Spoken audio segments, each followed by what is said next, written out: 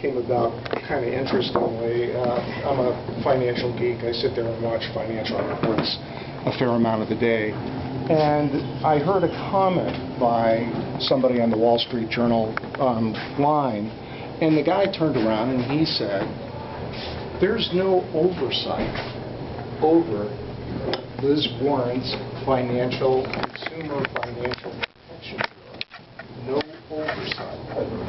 So I scratched my head and I said, now that can't be true. So I started digging into it, and what I found out was the Consumer Financial Protection Bureau, which was set up under Dodd-Frank back in 2010, started off with a relatively limited scope at first, okay? But as soon as they appointed Richard Conray as director, the scope massively increased. At first, they were only supposed to look at financial transactions that occurred in companies and agencies that exceeded $10 billion. But then, as soon as he came on board, it broadened to everything. At first, it was just big banks. Now, it's banks, credit unions, same-day loans, any financial transactions taking place with debit cards, credit cards, and they just added into that Bitcoins this week. Okay? So now they're tracking all of these exchanges.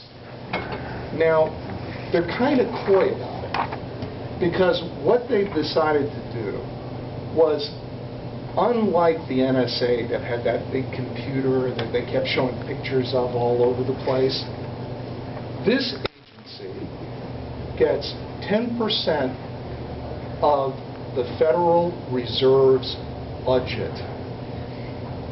10% to just run this group. And what at the moment is the Federal Reserve's budget? Or is that one of those numbers you can't come up with? Here's the thing that keeps coming up. Everything about this that keeps coming up over and over and over again is there's no congressional oversight at all because it's under the Fed. There's no judicial oversight at all because it's under the Fed. So it is an extra legal body that just is out there suspended in space. And they have the right to look at every one of our financial transactions. And no limit on budget except they can't exceed 10% of the Fed's budget, which, once again, we don't know what it is. People keep saying, what is the Fed balance sheet? Well, because they're the Fed, Congress hasn't gotten an answer to that question.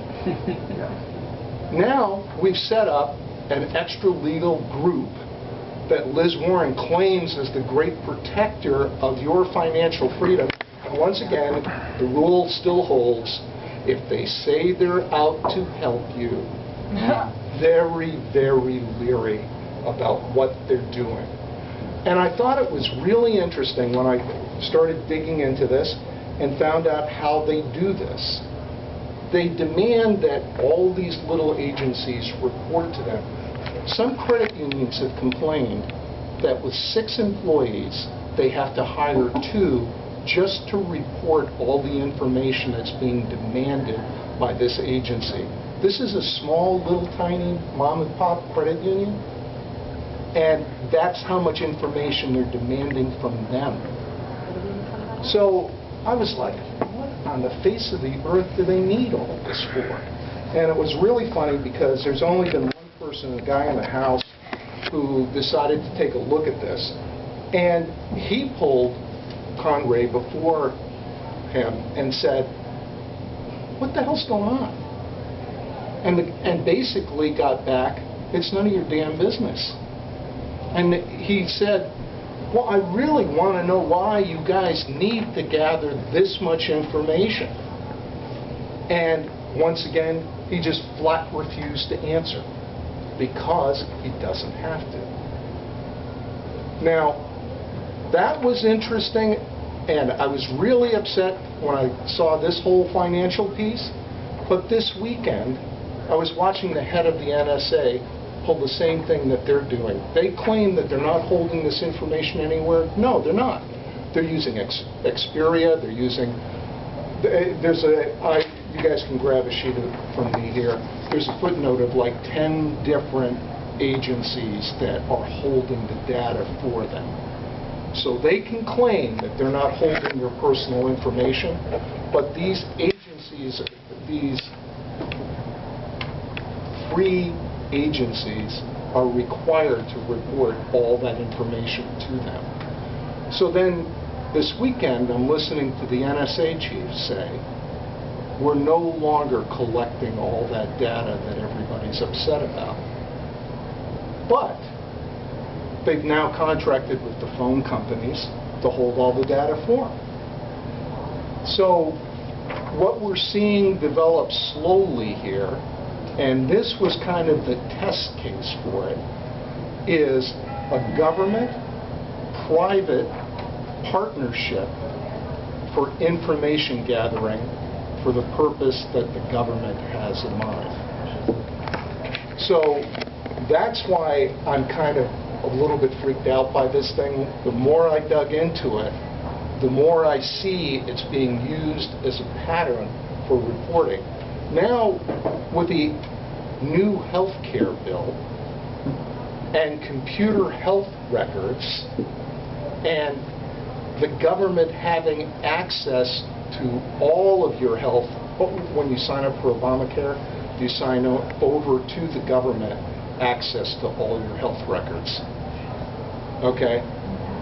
You now have health care, finance, and anything else they want to monitor, your phone calls, your positioning, because your phones report your positioning. I mean, Facebook friends can find you everywhere. They can find you when you turn your cell phone on. Yeah, even without GPS, just your local tower that you're connected to, they can locate you within a few, I mean, obviously, a mile or whatever. Obviously, if, teenagers can find all their friends around the neighborhood, anybody else can too. You don't have to check in on Foursquare. I don't think the government is as good with technology as teenagers. I agree. Hence healthcare.gov. But this massive amount of data now that's being interwoven into their ability to monitor every aspect of your life is really getting interesting.